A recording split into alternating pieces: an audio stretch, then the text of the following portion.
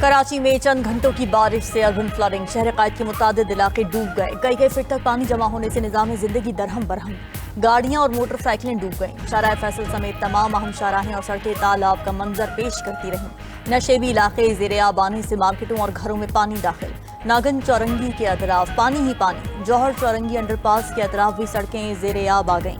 Shaheen complex के करीब सड़कें पानी में डूबी रहीं। यूनिवर्सिटी रोड पर जगह जगह पानी जमा होने से ट्रैफिक जाम रही। लियाकताबाद में बारिश के बाद बदतरीन सूरत हाल, सड़क धंस गई। बस समेत मुतादिद गाड़ियां गड्ढों में फंस गईं। केएमसी की मरकजी इमारत पर भी पानी जमा। लाइट हाउस मार्केट पानी में डूब गई। कायदाबाद, लांढी, मलीर, गुलशन हदीद, लियाकताबाद, सीवन एरिया और दीगर इलाकों में पानी घरों में दाखिल हो गया। आई चौधरीगढ़ रोड, MR कियानी रोड समेत शहर की बेशतर शाहराहें तालाब का मंजर पेश कर रही हैं। कराची में ताहाल वक्फे से मूसलाधार बारिश जारी है।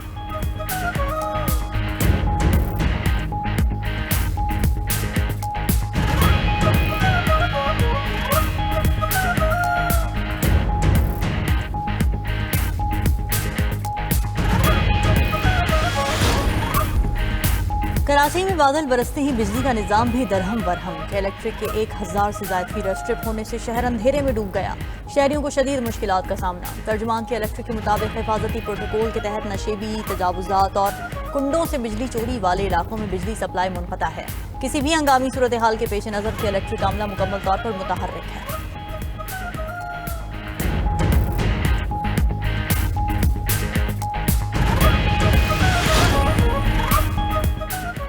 तूफानी बारिश और मौसम के बायस फजाई ऑपरेशन भी मुतासर। इस्लामाबाद जाने वाली PIA की परवाज मंसूख कर दी गई। कराची से लाहौर और इस्लामाबाद जाने वाली निजी एयरलाइन की परवाजें भी मुलतवी करना पड़ी।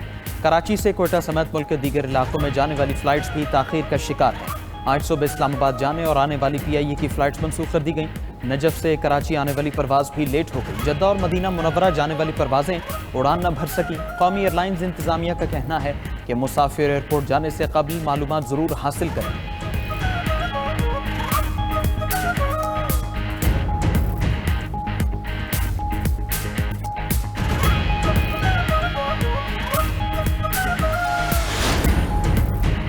वज़ीर आला सिंध मुराद अली शाह की ज़ेर सदारत कराची की सूरत हाल पर हंगामी इजलास। ब्रीफिंग में बताया गया कि बारिश की सूरत हाल के बायस ट्रैफिक का निज़ाम दरहम बरहम हुआ।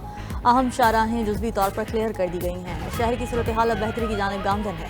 वज़ीर आला सिंध ने आज कराची में आम तातील का ऐलान कर दिया। तमाम सरकारी और निजी दफातर और तालीमी इदारे बंद रहेंगे। सैयद मुराद अली शाह ने अवाम को घरों में रहने का मशवरा दे दिया। तूफानी बारिश के बाद शहर कायद में इमरजेंसी नाफिज कर दी गई। बल्दिया उज़्मा के तमाम अमले की छुट्टियां मनसूख। वज़ीर आला सिंध का मानसून बारिशों के दौरान मुतल्लिका इदारों को अलर्ट रहने का हुक्म। दूसरी जानिब वज़ीर आला सिंध इजलास के बाद बारिश से मुतासर इलाकों के दौरे पर निकल पड़े। निकासी आपकी सरगर्मियों का जायजा लिया।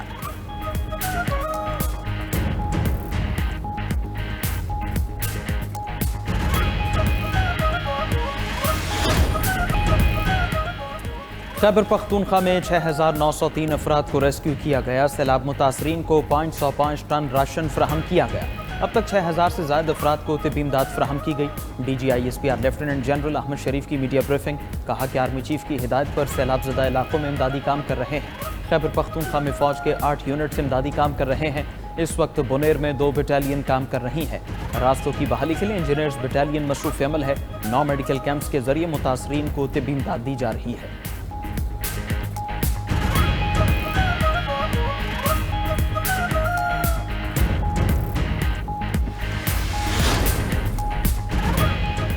अगस्त तक बारिशों का 7वां स्पेल तेज होगा।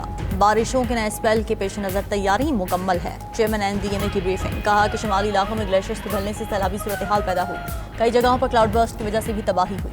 बारिशों और सैलाब से 670 अमवात हुई। 1000 अफराद जख्मी हुए। 17 अगस्त से अब तक 25,000 लोगों को बचाया गया। मुतासरा शाहराहों की बहाली का 50% काम मुकम्मल कर लिया गया। वज़ीर इत्तलात अता तारड़ ने कहा कि मुतासरा इलाकों में 70% बिजली निज़ाम को बहाल कर दिया गया। मालकंड बशाम रोड को बहाल कर दिया गया। N90 को भी खोल दिया गया। अब तक 1200 के करीब खैमे भिजवाए जा चुके हैं।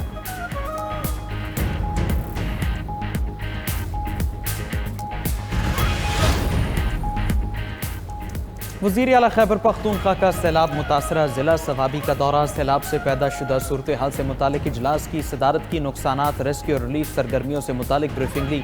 अली अमीन गंडापुर की रिलीफ सरगर्मियाँ तेज करने के लिए इमरजेंसी नाफिज करने की हिदायत। जिले इंतजामिया को मुतासरीन को फौरी मुआवजों की अदायगी का हुक्म। वज़ीर आला खैबर पख्तूनख्वा का कहना था कि शहदा के लवाक़ीन और ज़ख्मियों के लिए इमदादी पैकेज की रकम दोगुना कर दी गई। मुश्किल घड़ी में मुतासरीन को तनहा नहीं छोड़ेंगे। सूबाई हुकूमत सैलाब से होने वाले नुकसानात का भरपूर इजाला करेगी।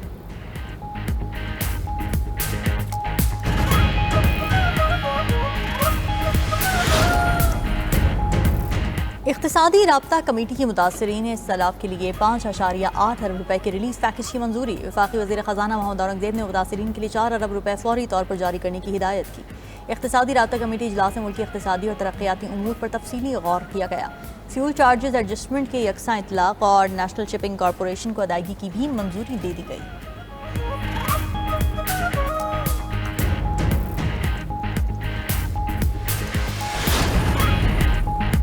पाकिस्तान में जदीद बैंकारी के नए दौर का आगाज। स्टेट बैंक ने अदायगी और तस्वीर का नया निज़ाम प्रीमियम प्लस मुतारिफ करा दिया।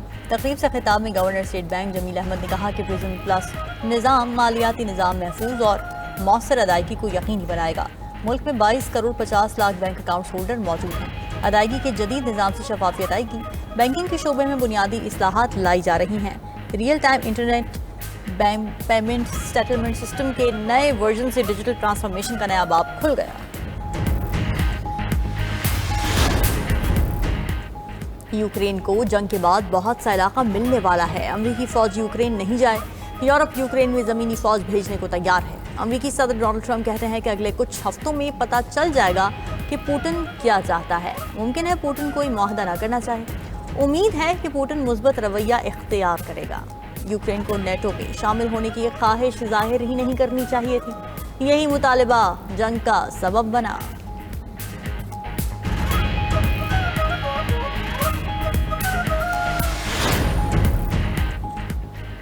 अमरीकी सदर ने ज़ेलेंस्की को यूक्रेन का 20% छोटा नया नक्शा थमा दिया। रिपोर्ट के मुताबिक नक्शे में रूस के ज़ेरे कंट्रोल इलाकों को गुलाबी रंग से नुमाया किया गया है।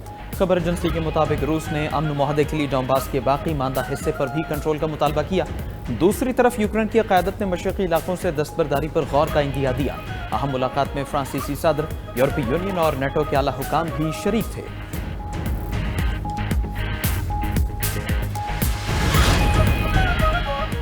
यूक्रेन की जानिब से रूस पर बड़ा हमला। ड्रोन से ईंधन ले जाने वाली ट्रेन को उड़ा दिया।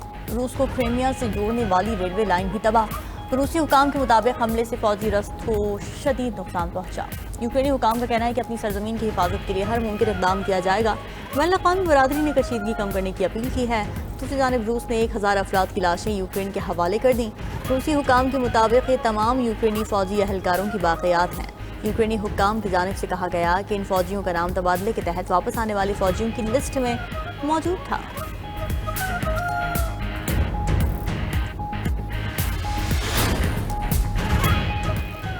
स्पेन, तुर्की और अलजायर में जंगलात की आग काबू न की जा सकी। स्पेन में 40 मकामात पर आग के शोले भड़क रहे हैं। फौजी इमरजेंसी यूनिट भी इमदादी कामों में मसरूफ है। मैड्रिड और गैलिसिया के दरमियान तेज रफ्तार ट्रेन सर्विस मुअत्तल। तुर्किया के इलाके गैलिबोलो में भी आग ने तबाही मचा दी। 250 से ज्यादा अफराद को महफूज मकाम पर मुंतकिल कर दिया गया। अलजायर के सूबा बजाया में भी आग ने कई देहात लपेट में ले लिए। फायर फाइटर्स और मकामी लोग आग बुझाने की कोशिशों में मसरूफ हैं।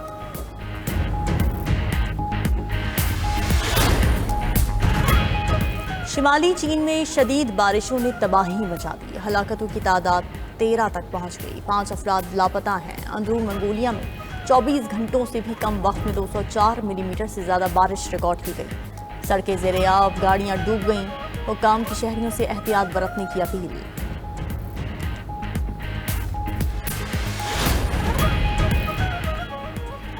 टाइप 1 ज़ियाबेतिस के मरीजों के लिए उम्मीद की नई किरण। तहकीक के मुताबिक जिन मरीजों का नए स्टेम सेल थेरेपी से इलाज किया गया, उनमें से ज़्यादातर अफराद 1 साल बाद इंसुलिन के बगैर जिंदगी गुजारने के काबिल हो गए।